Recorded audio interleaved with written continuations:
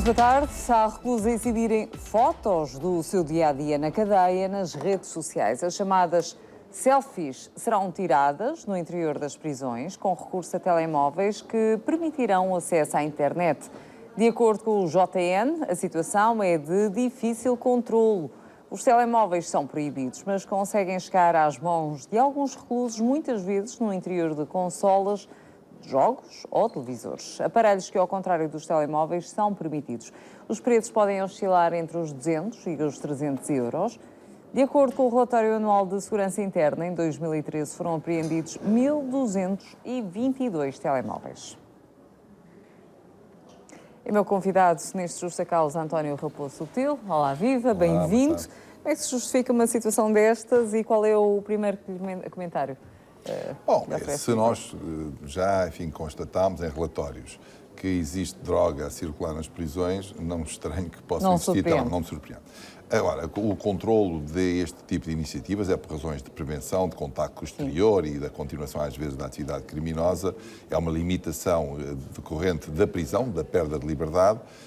Está a ser gerida pela lei prisional, parece que deve ser mantida e controlada. Agora, realmente, daquilo que é a experiência, enfim, de quem já conviveu com algumas situações, enfim, de reclusos, é muito difícil controlar o acesso a um telemóvel, porque facilmente é transportado por uma visita, por alguém, e por isso Mas há os detectores logo à entrada. É difícil, é difícil. Este número de apreensões, 1.200 telemóveis, é significativo, é sinal de que muitos por lá andam. Agora, quando um recluso coloca uma fotografia na internet, no seu Facebook, seja onde for, aí naturalmente o controlo é mais fácil, porque se sabe quem tirou, ou pelo menos se pode chegar mais, enfim, rápido à apreensão desses equipamentos. Revela, acima de tudo, que não há qualquer receio. Pode ser isso, não há receio, uma necessidade das pessoas exteriorizarem, enfim, alguns sentimentos, de contactarem com o exterior. E eu julgo mesmo que se não existisse contacto telefónico com o exterior que permitisse a prática de atividade criminosa ou outro tipo de eventos dessa natureza, que nada justificaria a proibição de alguém tirar uma fotografia e pôr no seu Facebook. Aquilo que se pretende, na minha opinião e da leitura que eu faço da lei, aquilo que se pretende não é que as pessoas não tenham acesso ao exterior. O que se pretende e que se impõe, aliás, é que as pessoas não continuem uma prática que possa ser, digamos assim, negativa enquanto não cumprem a pena, ou seja, enquanto não são ressocializados em pleno. É esse que é o motivo. E a limitação da liberdade física tem uma liberdade de comunicação também limitada por causa dessa razão. Se fosse possível ter um telemóvel que só tirava fotografias, se calhar não havia nenhuma limitação a que os presos usassem as fotografias no seu Facebook. Podem ter máquinas fotográficas? E não sei se podem ter máquinas fotográficas, mas nada impede que uma pessoa tire uma fotografia na prisão. Qual é a sanção se é que existe, além da apreensão do aparelho, há alguma sanção prevista existe para além do registro dessa informação, para efeitos da apreciação de medidas de liberdade condicional, etc., saídas precárias, tudo isso é importante, existe um quadro disciplinar no âmbito também das prisões, e por isso eu não tenho de presente qual é a sanção. Mas é um ponto negativo. Mas é um ponto negativo e tem também uma censura própria dentro da disciplina que as prisões naturalmente têm que impor, não é? Os presos têm algumas limitações, obviamente, para contactar com o exterior, mas dispõem de cabines telefónicas para fazer chamadas telefónicas e dispõem de alguns minutos diários para o fazer. Sim. Quanto tempo é que Eu não sei qual é o tempo, por isso, para além do tempo de visitas, também têm acesso ao exterior por via telefone. O telefone tem cabines, não é? São 5 minutos, sensivelmente. Eu penso que sim, mas não posso precisar. Muito bem, já voltaremos a falar de outra situação que diz respeito aos vencimentos, aos ordenados, aos salários de quem está preso. É o caso do ex-diretor do Serviço de Estrangeiros e Fronteiras, que pode perder o ordenado.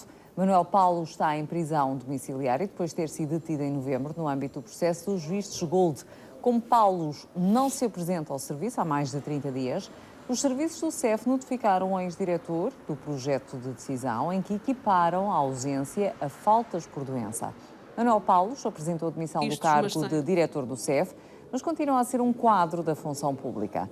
Uma lei anterior previa a situação de prisão efetiva, em que as faltas consideravam-se justificadas. O ordenado ficava suspenso, mas a situação poderia ser reparada em caso de revogação da medida de coação. A atual lei não contempla este tipo de situação. De acordo com o DN, O ex-diretor do CEF contestou a decisão dos Serviços de Estrangeiros e Fronteiras. António Raposo Subtil, qual é realmente o regime que pode ser aplicável neste tipo de situação em que as pessoas estão presas preventivamente, portanto, o caso ainda não transitou em julgado? Ou mesmo em prisão domiciliária, também se aplica. É o caso. Como é que as coisas funcionam aqui? Portanto, neste caso concreto, o ordenado fica suspenso? Sim, por isso o contrato fica suspenso, dado que, enfim, a assiduidade não ocorre, mas não é causa de despedimento, dado que há também uma suspensão, diria, parte do princípio que a impossibilidade da assiduidade, de cumprir com os deveres de assiduidade, não é já, enfim, declaradamente da culpa do trabalhador, fica num momento de suspensão até ao trânsito julgado, porventura, da pena que lhe seja aplicável. Mas suspende-se o contrato e, com isso, também a remuneração. Se, no caso de um funcionário público, vier a ser absolvido, dado que há uma responsabilidade do Estado pela aplicação da medida indevida, ele pode recuperar os valores atrasados, aquilo que não lhe foi, digamos assim, devidamente pago na altura própria. Se for condenado e transitado em julgado essa pena, dependendo também da relação da pena com a atividade profissional, pode ser uma pessoa que seja condenada por um acidente de viação, que nada tem a ver com o exercício de funções. Existindo relação com as funções, pode ser aberto um processo e deve ser aberto um processo disciplinar para efeitos de despedimento com justa causa. Não tem esse regime regra. Aqui, no caso deste arguido, que se demitiu num cargo dirigente, mas ficou com o estatuto de funcionário público, se aplica o regime regra. Já não se aplica a suspensão daquilo que era o cargo de diretor dos Serviços Estrangeiros e Fronteiras, mas a suspensão do contrato de trabalho ou da relação de emprego público que ele tinha do anterior. Falou no caso dos funcionários públicos e no caso do setor privado? No caso do setor privado, a situação é um pouco diferente, dado que a entidade patronal, no caso de existir aqui a prisão preventiva e depois chegar-se à conclusão de que não houve ilícito, que não há condenação, não pode ser a entidade patronal a fazer o pagamento dos retroativos. Teria que ser o arguido a pedir, digamos assim, ao Estado que, a título de indemnização, suportasse os custos da prisão indevida. Mas acontece, sabe, se eventualmente sucede situações em que as pessoas estão presas preventivamente, neste caso concreto nem sequer há acusação, portanto ainda estamos na fase de inquérito, mas há pessoas que acabam por ser despedidas devido a este tipo de situação. Legalmente não podem. Aquilo que não podem, só que as pessoas também não têm condições para se defender, normalmente também não têm condições de nomear advogado e por isso deixam que o facto seja, enfim, consumado. Porventura também admitem que serão condenados, para que reclamar do despedimento e depois são mesmo condenados e fica por antecipação esse despedimento concretizado. Não isso acontece, infelizmente. Há aqui uma dúvida que me suscitou quando li a notícia, que é o facto dos serviços que notificaram o arguido equipararem a ausência a faltas por doença. Não sei se foi assim, não sei se é essa a qualificação. É para dizer que a falta não é uma falta injustificada. É uma falta com uma doença causada por força maior, enfim, por uma situação que limita a presença no local de trabalho, que é o caso. Mas não é da sua vontade, não é a pessoa que fica a dormir, não é a pessoa que se ausenta por vontade própria. Há uma limitação. Eu penso que é mais a equiparação nesse sentido que ocorre, pelo menos que é mencionada na peça. Apesar de ter havido aqui uma alteração legislativa, em que a atual legislação já é mais omissa do que a anterior relativamente a esta matéria. Eu procurei tentar desvendar um bocadinho esta... E então, qual foi a conclusão que tive? Não me parece que tenha havido a intenção de dar uma natureza e uma força e uma penalização maior à prisão preventiva e à ausência por esse fundamento do que no passado. O que existe é a aplicação de um princípio que é, não existindo assiduidade, essa assiduidade tendo sido causada por um facto decorrente de terceiro, que não do próprio, neste caso, enfim, por força da organização judiciária, que entendeu estabelecer uma medida limitativa da liberdade, que mesmo assim, e nessa circunstância, está suspenso o contrato de trabalho ou a relação de emprego público. Acho que é o mesmo. Não me parece que se pretendesse atribuir à prisão preventiva um efeito que era limitador da relação de emprego e exclusivo, até, peço desculpa, instintivo dessa relação de emprego. Não me parece que isso fosse possível, nem constitucionalmente admissível. Pelo menos do que eu procurei, não vi nenhum motivo que o legislador tenha, quer na doutrina que trata destas coisas, quer nas notas que colhi, que permitisse chegar a essa conclusão. Mas, portanto, é certo que quem está em prisão preventiva recebe. ou em prisão domiciliária não recebe remuneração. Portanto, o ordenado fica suspenso, o contrato de trabalho fica suspenso. Isso não há dúvida nenhuma. Muito bem, voltaremos a trocar algumas impressões relativamente a outra situação, em que vão avançar para o Tribunal muitos dos doentes de legionela, que contraíram a legionela, e familiares também das vítimas mortais. O surto aconteceu em novembro do ano passado. A Ordem dos Advogados e a autarquia de Vila Franca de Xira assinaram um protocolo para dar apoio jurídico às famílias afetadas pela doença. E as indenizações podem chegar às centenas de milhares de euros.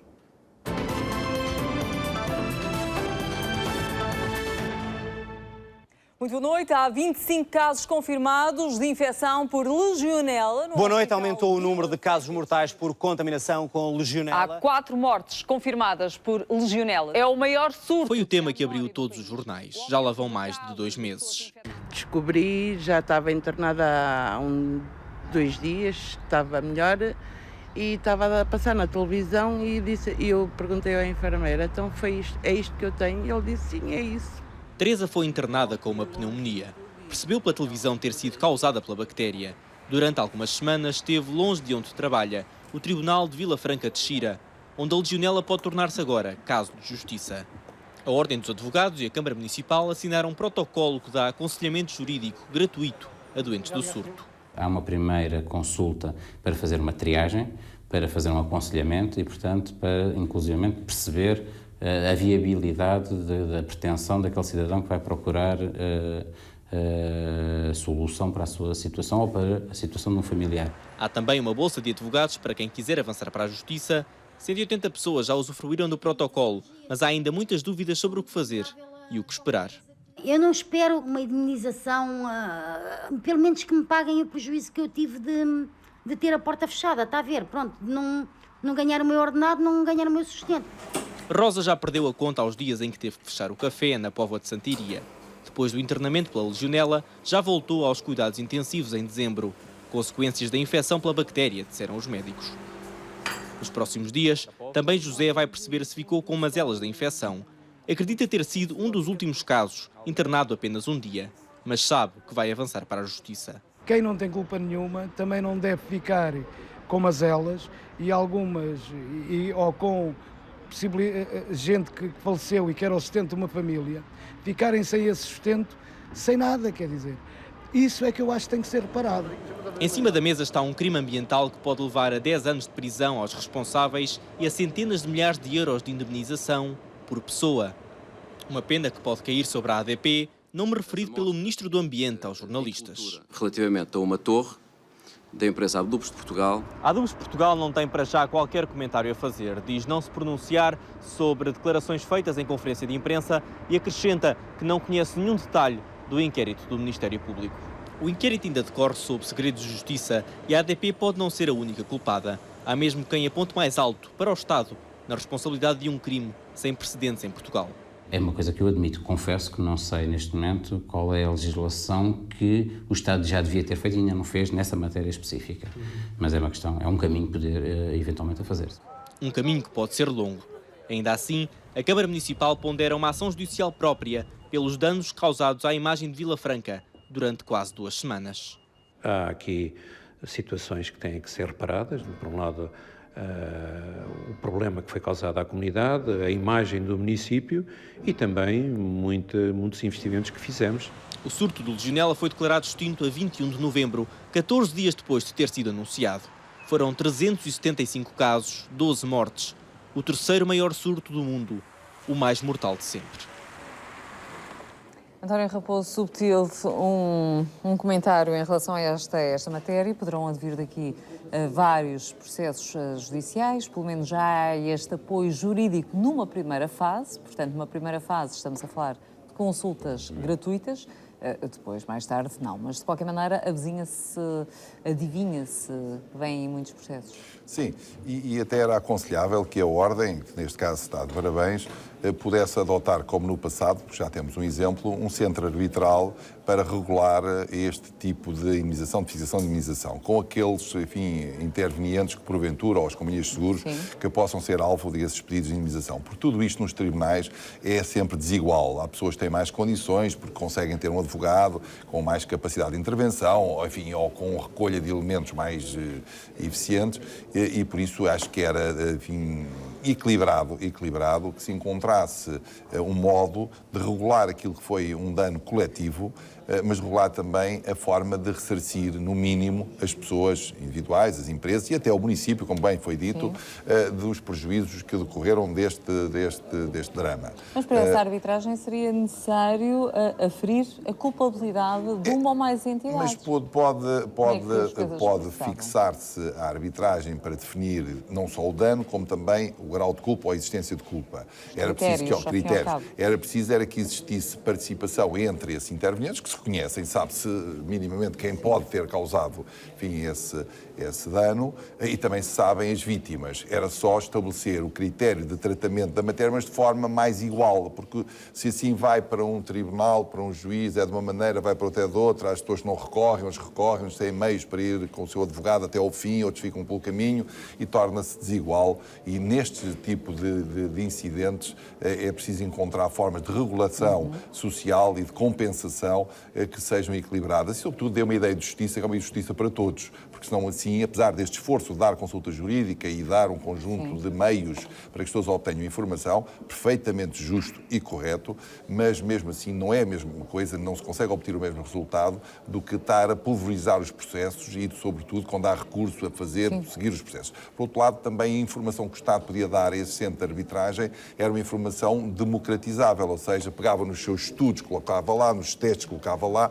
e dessa forma é mais fácil do que eu, que sou advogado de uma pessoa que tem um dano que teve de 15 dias no tribunal, estar a pedir relatórios, a pedir testes, peritagens, é um custo imenso para Mas desenvolver. É um processo que está a ser investigado pelo Ministério Público, está em fase de inquérito. Também por isso, se fosse criada uma instância cuja adesão teria que ser voluntária, obviamente, mas uma instância para alternativas, justiça alternativa, meio de resolução de conflitos alternativos para resolver este assunto, aconteceu no passado com o sangue contaminado, que foi também...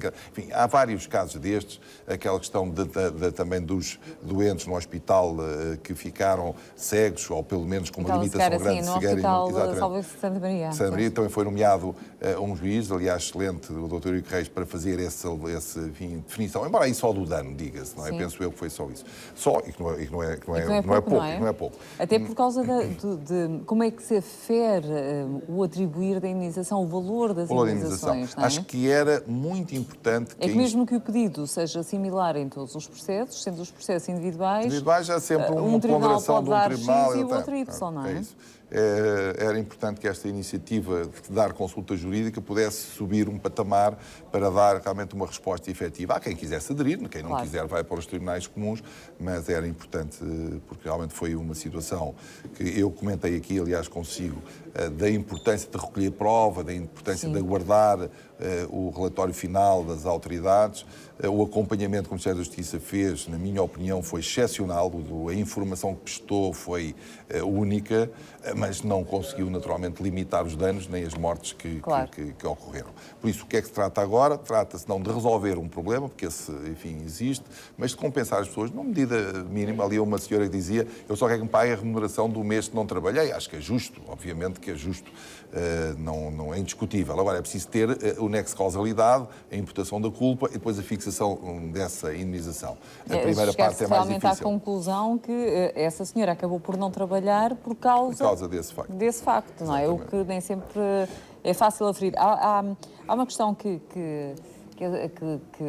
muitas pessoas se interrogam, sendo os danos similares entre várias pessoas, e aqui poderá ter acontecido isso, indo para tribunais, para vários tribunais, portanto estamos a falar de ações diferentes, mas cujo conteúdo é similar, Como é que há tanta diferença no valor atribuído da indenização? Nós temos, porque existe uma tabela de incapacidades físicas, existe mais ou menos um critério relativo à perda de remunerações, mas já não existe um critério que tenha fatores compostos, como a idade, a remuneração, a capacidade, as expectativas de futuro para aquelas pessoas que estão a estudar, a que não estão a estudar, a importância ao nível da satisfação, se uma pessoa que ia fazer uma peça de teatro deixou de fazer, não é repetível, não é possível voltar a fazê-la, é diferente da pessoa que faltou 15 dias a um trabalho, que é um trabalho de uma vida inteira, ou seja, que fará sempre a mesma coisa. Por isso, a composição de vários critérios para a definição de uma indenização não é fácil. O que é fácil, hoje, mais fácil, enfim, embora com